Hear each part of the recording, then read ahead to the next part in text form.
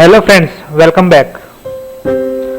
आज हम बात करने वाले हैं यूक्रेन राष्ट्रपति जेलेंस्की के बारे में। जब से यूक्रेन और उसके बीच युद्ध शुरू हुआ है, तब से ही हर किसी की नज़र यूक्रेन के राष्ट्रपति पर टिकी है। हर किसी का कहना है कि इस समय पर उन पर काफ़ी दबाव बना हुआ है। हालांकि वो इस युद्ध की स्थिति को संभालने के लिए अपने प्रयास कर रहे हैं, लेकिन आज हम युद्ध के बारे में नहीं बल्कि उनके जीवन के बारे में जानकारी देंगे। इस बारे में बताएंगे कि वो किस तरह बने यूक्रेन के राष्ट्रपति।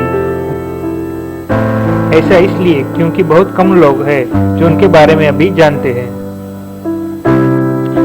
यूक्रेन के राष्ट्रपति जेलेंस्की का पूरा नाम व्लादिमीर जेलेंस्की है।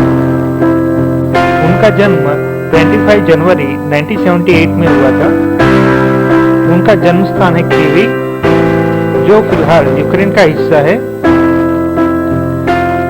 जेलेंस्की के पिता का नाम है ओलेक्सांडर जेलेंस्की और माता का नाम है रीमा जेलेंस्की। उनकी पत्नी का नाम है ओलेना कियास्को। उनके 2 बच्चे हैं।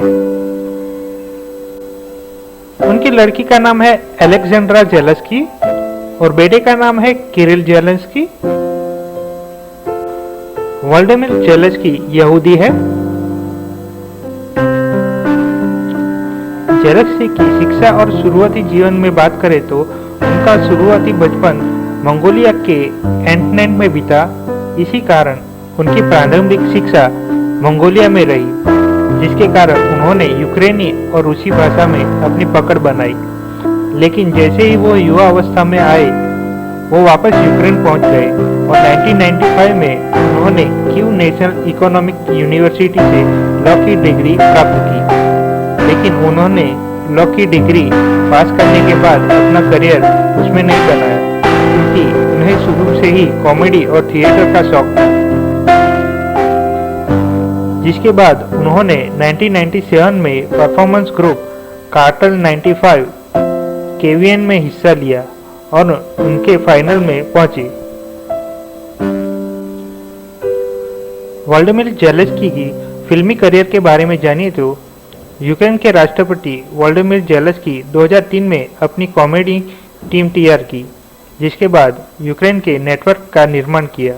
आपको बता दें कि इस शो को अरबपति मालिक इहोर कोलोमोस्की ने फाइनेंस किया था। 2010 में जेलेंस्की ने यूक्रेन टेलीविजन के सबसे प्रसिद्ध कलाकार बन गए, जिसके बाद उन्हें back to back TV show और फिल्में मिलनी शुरू हो गई, जिसमें से love in the big city जो 2009 में आई थी और रेजिन्स्की वर्सेस नेपोलियन जो 2022 में आई थी।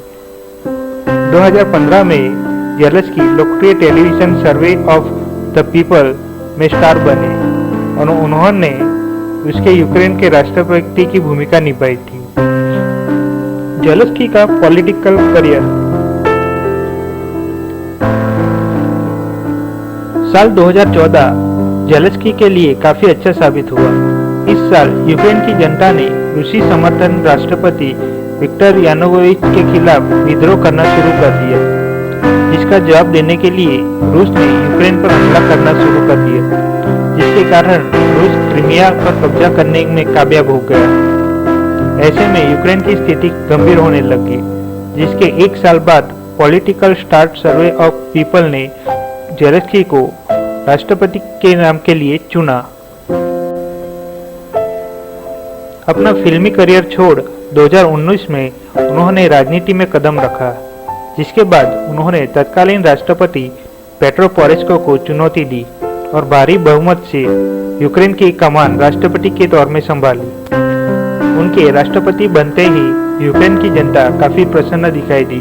उनका कहना था कि अब हमें अपना पसंदीदा राष्ट्रपति मिल गया है। इसी के साथ शुरू हुआ जेलेंस्की का पॉलिटिकल करियर।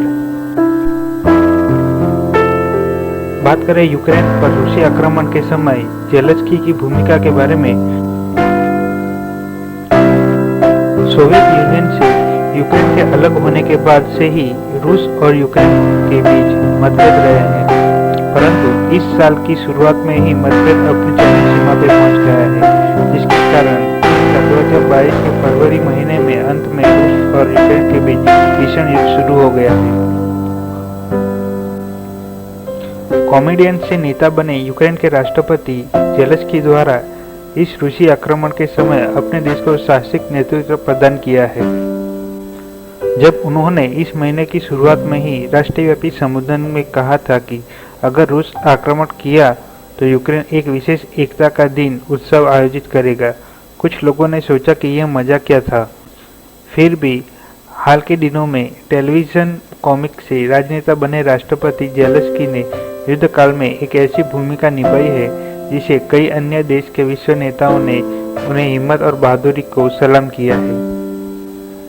तो ये थी कुछ जानकारी राष्ट्रपति जेलेंस्की के बारे में।